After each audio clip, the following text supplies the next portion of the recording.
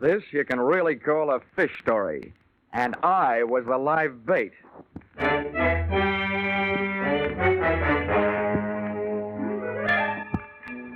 This is another in the adventures of America's fabulous freelance insurance investigator, Johnny Dollar. At insurance investigation, Johnny Dollar is only an expert. At making out his expense account, he's an absolute genius.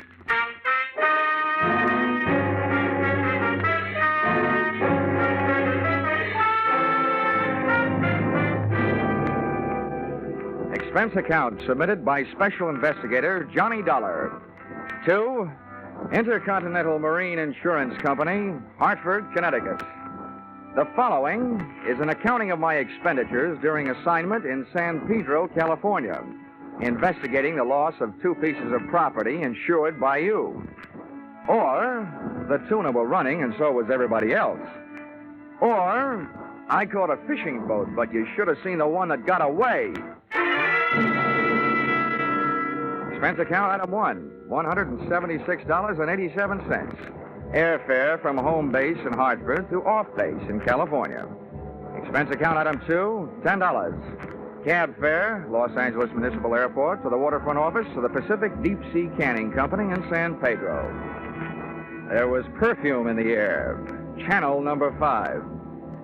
Inside, the name on the door said Walton. That's who I wanted to see, so I walked in. Well, who are you? I'm here to follow up the claim you made to Intercontinental Marine Insurance Company. My name is Johnny Dollar. Oh, when'd you bring the money? I need boats. The tuna are running. No, Mr. Walton, I didn't bring any money. All I brought is a suspicious nature and an inquisitive mind. What the devil do you mean by that crap? Now, don't get your fish in a stew, Mr. Walton. This is standard procedure. No insurance company is going to shell out $400,000 without first taking a long, lingering look. Well, there's not much to look at. Yeah, so I understand. According to your claim, 2 of your boats, the Frank Walton and the Nancy Walton left port Monday afternoon and headed out on a southerly course. When you tried to establish radio contact Tuesday morning, you couldn't raise them. Pieces of wreckage and the bodies of 2 men were found Tuesday night, indicating that both boats were lost. That's the story. What made you so sure that both boats went down? Because of those 2 men whose bodies were found, one sailed in the Nancy Walton, the other sailed in the Frank Walton. What more do you people want? Just enough time to check everything thoroughly. You know, this wouldn't be the first time a shipwreck has been faked to collect insurance. I see what you mean. Yeah, I guess the faster I get you satisfied, the faster I'll collect my money. Sorry I lost my temper, Dollar. I'll do everything I can. Send Captain Carpo in.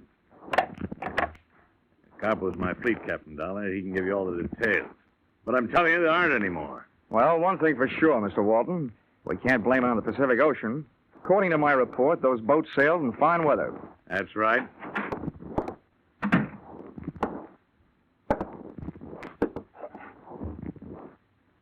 You call me, boss? Yes, George, this is Mr. Dollar from the insurance company. He's here to investigate the sinking. So? I'm happy to meet you, too, Captain. What do you want? First, I want your theory as to what could have happened. I don't know. I wasn't there.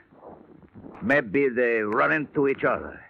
As fleet captain, you hire the hands for the boats, don't you? That's right. Are you the kind of man that would hire the kind of skippers that run into each other in clear weather? They were good skippers. Now you listen to me. I've been captain of this fleet for 5 years. First time we ever lose a boat to lose a man. You think we like this idea? No, I don't, Captain Carpo. I don't think you like it any better than the insurance company likes the idea of losing $400,000. Well, at least if I find those sunken boats, that'll be salvage.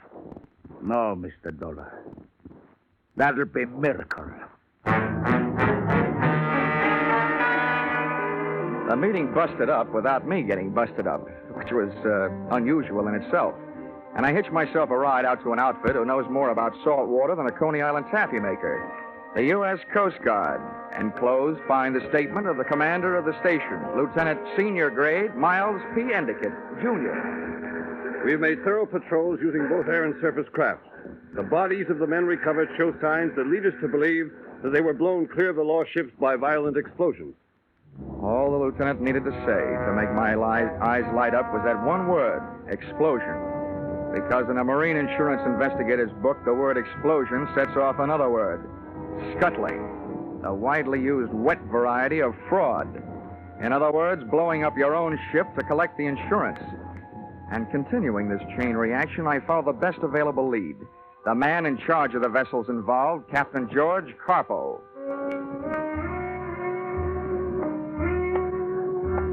I found him at 11 that night at a combination restaurant and bar named after the oriental fishing bird, the cormorant. As I looked in through the greasy window, an interesting sight greeted me. Captain Carpo slipping into a booth already occupied by an olive-skinned brunette who was good enough looking, but obviously less than a queen. Carpo stuck his face in hers, spat a few words at her that I couldn't hear, shook his sledgehammer fist at her, and stomped out through a back door. I gave the front door some business, and, trying to look like I belonged to the place, strolled to the bar, bought myself a blast, and walked it over to the ladies' booth. Well, who sent for you? Do you mind? I haven't got anything to lose if you haven't. What do you mean by that? If those are your own teeth, maybe you don't want to lose them. Oh, Carpo's a jealous type, huh? You don't believe in sharing the wealth. Are you Carpo's girl? Part-time. Who are you? Well, if Captain Carpo comes back, he'll tell you anyway. So the name is Dollar, Johnny Dollar. I'm an insurance investigator. Investigating what? Marine life? Marine death. There was 2 sinkings in the Walton fleet. The company that sent me here insured the boats. Sounds to me like you got yourself a tough job. Why? Oh, I don't know.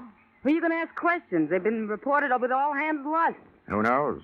Maybe I'll bump into a talkative seagull. Or maybe, if I'm lucky, a talkative girl. What have you got that could make a girl talkative, mister?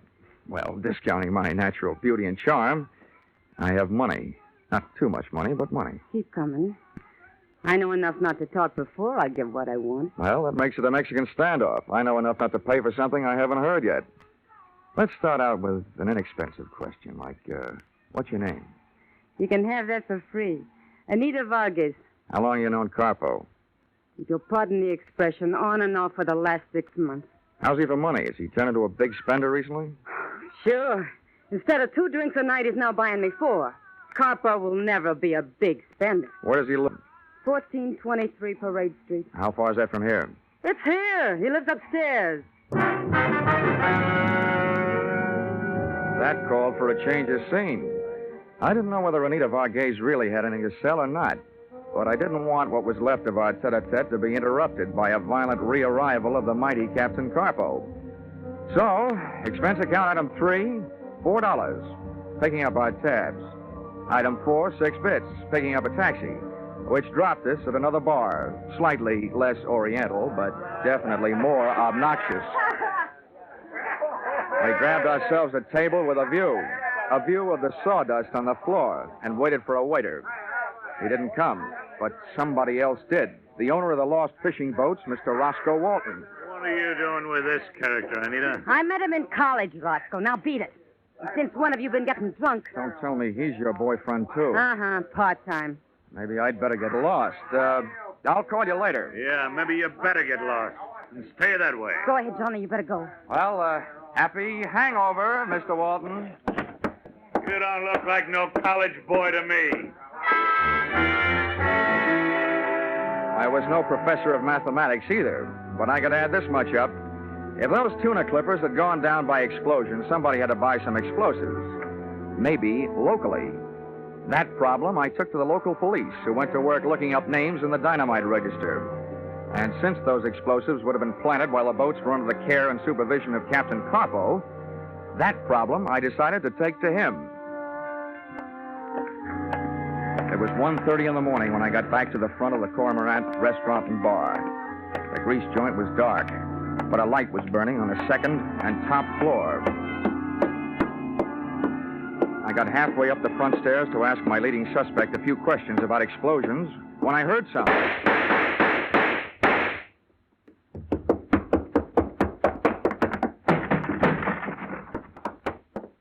Carpo was still moving when I got up there, but not for long. The back door was as open as the captain's life was closed. I looked down the back flight of stairs. It was either too dark or there wasn't anybody there, and I wasn't going down to look. I'd been over the body just to make sure. Oh. First they beat him half to death. I wonder why they didn't finish him that way. Huh?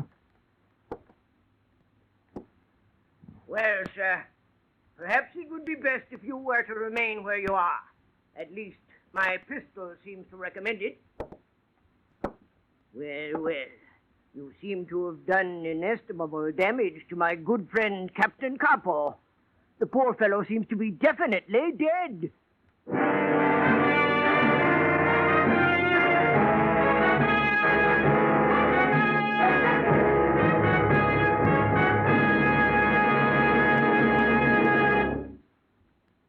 In just a moment, we will return to the second act of Johnny Dollar. But first, you might be interested to know that CBS has acquired a couple of blocks of wood. You're not interested? Well, would you be interested if you knew that those blocks of wood had been carved into certain figures? No. Well, then let's try this. Would you be interested if you knew that those carved blocks of wood could talk? Now you're beginning to sit up and take notice.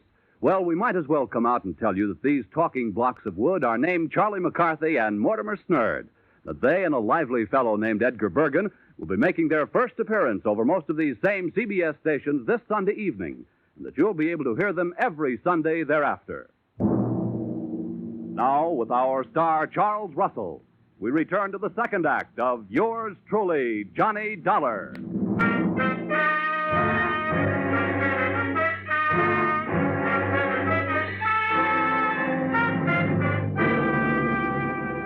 There I was again. Always the suspect, but never the tried. With a dead body at my feet and a pistol at my head. The man holding it was neither small nor large. Thomas Mitchell type. His frame was fighting the seams of a sloppy tweed suit, and his pouchy face was fighting the alcoholic content of his blood. Well, sir, what do you have to say for yourself? Oh, don't be ridiculous. I came to talk to this man. Killing him would hardly be the way to kick off a conversation. How about you? What are you doing here at 1:30 in the morning? Most amusing, most. Two accused men, each of them judging the other. Ha ha! With a dead man for a jury. All right, then. As for my testimony, my name is Cricket. I was on my way to discuss with the good Captain Capo a matter of possible mutual profit. Naturally, when I heard the shots from the street, I hastened to his assistance. I won't ask you how you knew Carpo was getting shot instead of doing the shooting. My name is Dollar. I'm an insurance investigator from Hartford, Connecticut. I was sent out here to look into two sinkings in the captain's fleet. Oh, then you and I share a common interest. My business is ship salvage. It's obvious that I should put up this pistol and replace it with a shake of a hand. How do you do, sir? In my business, you never know. How do you do? This is indeed a most fortunate meeting. A pity that it should take place upon the very threshold of tragedy. Poor Capo. His face seems to have enjoyed the worst of an encounter with a monkey's fist. How's that? A monkey's fist. I mean, what's that? Well, a monkey's fist, sir, is a highly complicated knot woven about a slug of lead to lend weight. Ordinarily, it is intended for use at the end of a heaving line. However, it is sometimes used by seamen in the forecastle in the administering of torturous beatings. Now, what do you make of that? Well, if we can take the word of the centuries for it, torture suggests the violent seeking of information. That would indeed seem to be the case. Well, from the looks of this room, a monkey's fist or any other kind of knot wouldn't be hard to lay your hands on. What's that one on the wall there? Oh, that is a miniature of a knotted ship's fender. Fender? It's a device for cushioning the shock between a ship and a wharf or another vessel. Oh. In modern sailing, this type has largely been replaced by the commercial cork variety. Mm-hmm. Oh, somebody evidently heard the shots and notified the police. Awkward. Look, Mr. Cricket. Yeah? I feel like talking, but not to the police. Splendid. Perhaps then you would be kind enough to join me in a nightcap at my quarters? Lead me to it.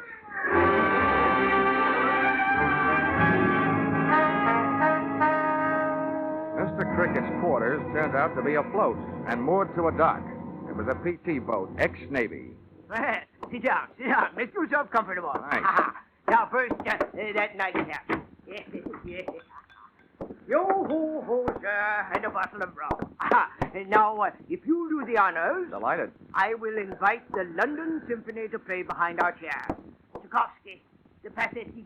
Oh, utterly beautiful. Wow. Sweet phonograph records, soft lights, and hard liquor. This is the kind of stuff I enjoy on my time off, which this doesn't happen to be. There we are. Now to business. Mr. Dollar, I assume that the insurance company that sent you out here is not satisfied with the story of the sinking of the two vessels, Frank and Nancy Walton. Mm-hmm. I assume further that you have been authorized to spend any necessary monies to not only view the evidence firsthand, but also, if that evidence proves a criminal intent, to be able to retrieve it from the ocean floor for use in court. Are my assumptions correct? They are. But it can't be as simple as you make it sound. The first job seems to me the toughest. Finding the spot where those clippers went down. I would venture to say that with my special equipment, I could detect the presence of the fillings in Davy Jones' teeth. Yes, it is fantastic, sir. And about your price. Is that fantastic, too? My proposition is this. A flat price of $5,000. And, in the event that criminal intent is proved, the possession of the recovered hulks. I assume this $5,000 is only payable if you succeed in locating the boats. Let us substitute the term returnable for the word payable. I will need $5,000 in advance, and our contract shall state that in the unlikely event of failure, you shall get your money back less my necessary expenses. Agreed? Agreed. I'll have your money for you in the morning. Good. I trust I shall have your boats for you in the afternoon.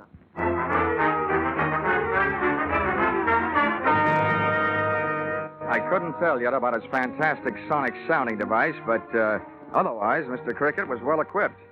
By ship-to-shore telephone, he ordered me a taxi, which I ordered to a corner near Roscoe Walton's Pacific Deep Sea Canning Company. Carpo's death made me want to get a good look at Carpo's office. Something about the way he died kept baiting up the thought that there was something fishier about this case than just plain old-fashioned insurance fraud. The only thing that was out of place in the place was under a rug, under Carpo's desk, a wall safe sunk in the floor. That proved easier to open than a poker hand with 3 aces. I lifted the heavy steel door. The first thing I saw was an oblong package, brown paper. I stuck one hand in to lift it out, and I couldn't. So I used 2, and my back was as heavy as lead. But when I tore off the wrapping, I saw that it was as valuable as gold, because that's what it was, a gold ingot. I didn't even have time to wonder, because the subject suddenly changed from lead to gold to cold steel in his voice and in his hand. Hold it there. Hey, Mr. Dollar. It's a little late to be canning fish, isn't it, Walton? Yes, it seems to be just right for breaking and entering. What are you doing here? Entering the last phase of this investigation, Walton, and breaking the back of your little racket. Or I should say big. What do you mean, racket? To me, it looks like your boats have been bringing in more than fish from the Mexican coast. This heavy little handful makes it look like they've been hauling in Mexican gold. I don't know what you're talking about. I'm not going to stand here and be accused. You're so right you're not going to stand there. Not on those feet. Give me that. You and take this. Johnny, are you hurt? Are you kidding? You'll never make a living being a fight referee. I'm what is commonly known as the winner. Johnny, do you really believe what you said is true? What about smuggling in Mexican gold? Yeah. Listen, Anita. When you find a private citizen with a gold ingot, he is not using it for a watch fob. The only thing I learned after that was that 2 hours in the sack does not constitute a good night's sleep. By 10 in the morning, 1 phone call east and 1 telegram west delivered $5,000 into my hands from a local bank.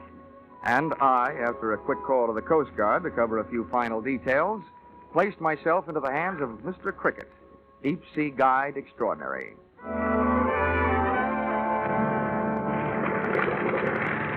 2 jolting hours later, our bucking bronco with a briny had us crashing to the swell somewhere off the island of San Clemente, which is somewhere some 60 miles off the coast of Southern California. Well, Well, Dollar, my boy, enjoying the voyage? Yeah. Oh, come now. This isn't what a sailor would call rough weather, you understand? I understand. I only hope my breakfast does. Oh, this is nothing. Why, I recall one time off the Spanish coast. Mr. Cricket! Yes, my man? According to my reading, we're about there. Good. Reduce your RPM. Now, Dollar. Now, prepare to be amazed. Mr. Cricket had good reason to chirp about one thing. He sure knew his business. An hour later, the hoax had been located. We were riding on a mushroom anchor. A diver had been put over the side and was tug-of-war topside by a cable on a winch. All right, careful now. Okay, clear the rail. Easy does it. Blow away. He's aboard. Give him flat. Quickly now, get his helmet off. Now, Dollar, we shall see. For $5,000 bucks, I'm going to have to see. Well, Riley, what luck? We hit it right on the nose. They're both down there 30 yards apart. Well, Dollar, are you satisfied? Just about 90%, Mr. Cricket. Oh, and the 10%? Oh, look, it's this way, Mr. Cricket. If this case gets any place, I'll probably have to testify in court. So far, everything I've got is secondhand. That isn't worth much in court. I've got to see those boats. What? Why, good heavens, man. You mean you want to go over the side? I don't particularly want to, but it seems to be part of this job.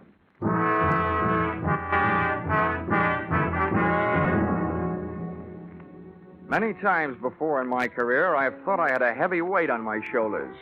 But that diver's helmet set the new record. And those lead shoes and that rubberized canvas suit didn't feel exactly zoot.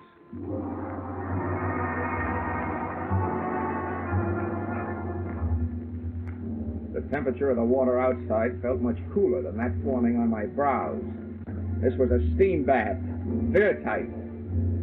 8 days later, in my mind at least, my lead wedgies groped for a foothold on a slimy bottom, and I had arrived shipside. As I had no immediate way of determining the sex of a sunken ship, I couldn't tell from abaft the beam whether I was looking at the Frank or the Nancy Walton. About then, a passing current grabbed me and invited me out to dance along the ocean floor. I grabbed out for anything for support, and it turned out to be a rope hanging from the clipper's gunwale. Well, Dollar.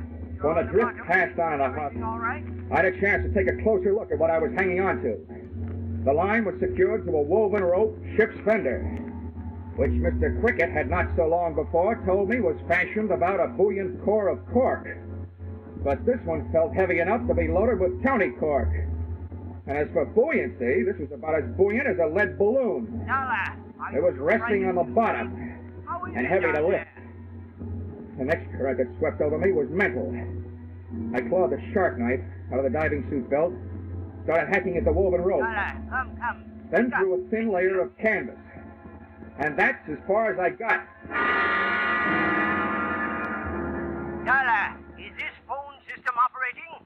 Here now, Dollar. Are you there? This ain't the three little fishies. Oh, good. Have you seen the ships? Yeah, they're here all right. Are you satisfied that they were sunk by explosion? Yep, they're blasted in all directions. Then I have earned my $5,000, and I must bid you farewell. What? What are you talking about? Oh, you have been all but lost in a diving accident. Oh, yourself. What'll that get you? In disposing of you, sir, I am confident that as well as pocketing your $5,000, I will also do away with the meddling of the insurance company. You see, when my diver comes down to recover your unfortunate body, he will continue our search for the gold. Oh, well, I've got news for you, pal. You evidently didn't knock the hiding place out of Carpo before you killed him. But I was lucky. Not only have I already found that gold, I have stashed it. Here now, Dollar, you're bluffing. If you think so, turn off my air. So you do know about it. Dollar, tell me honestly, are you open to terms? Well, I'll think about it. Haul away!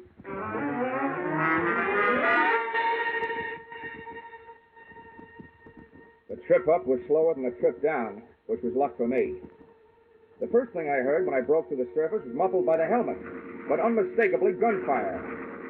The Marines hadn't landed, but by George, the Coast Guard certainly had, and I had a grandstand seat for the whole affair. My winchman was busy ducking bullets, and the winch just didn't decide to stop on its own hook. So I went riding skyward until I was stopped by the tip of the boom. And there I was, hanging on its own hook, suspended over the deck, looking through my helmet glass at the raging battle below. Cricket, directly below me, was pumping a high-powered rifle, and between shots, shouting curses at whoever had opened fire on the U.S. government. Lieutenant Senior Grade Miles P. Endicott Jr. stood silhouetted against the sky on the flying bridge of the Coast Guard cutter. I looked down 20 feet between my dangling lead-weighted feet and saw Cricket taking careful aim in his direction. So once again, I grabbed my razor-edged shark knife, stuck it under the copper rim of my breastplate, and ripped at the canvas, and bombs away. My weight did the rest.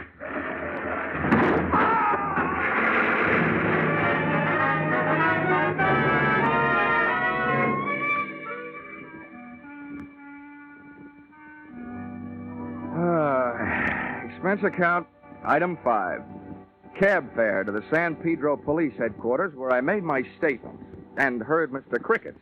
Badly damaged, Mr. Cricket. Well, sir, during a short stay in Cleveland, it was brought to my attention that every city in the country was suffering an epidemic of small-time gold robberies. Dentist offices, pawn shops, and so forth. Such a condition piqued my curiosity. Yes. Well, there's my love for money. And I studied the situation more closely. To my amazement, I learned that the gold was being melted down, fashioned into ingots, and sent off somewhere to the Orient for use in the gold and gun smuggling traffic. It occurred to me that if I could intercept the gold immediately after its dispatch, under the guidance of Captain Coppo, to a larger ship, being met at sea by his tuna clippers, then I could realize for myself a tidy profit.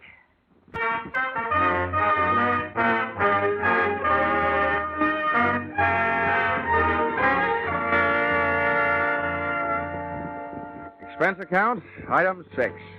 $7.50. A 5-pound box of chocolates for Miss Anita Varghese. Address, San Pedro Municipal Jail. It seems that the police sometimes classify a part-time girlfriend as an all-time accomplice. Expense account, item 7. Airfare, Los Angeles to Hartford. $176.87. And being Friday, what do you think they serve for dinner on the plane? What else? Tuna fish salad. Expense account total, $1,264.28. Yours, truly, Johnny Dollar.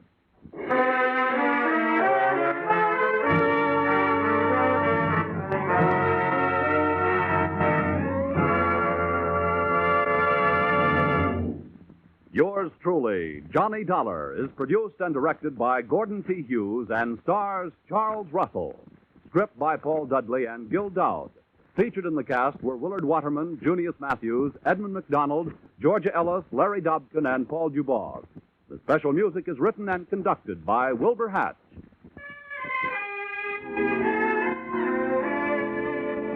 Be sure and be with us at this same time next week when another unusual expense account is handed in by Yours truly, Johnny Dollar.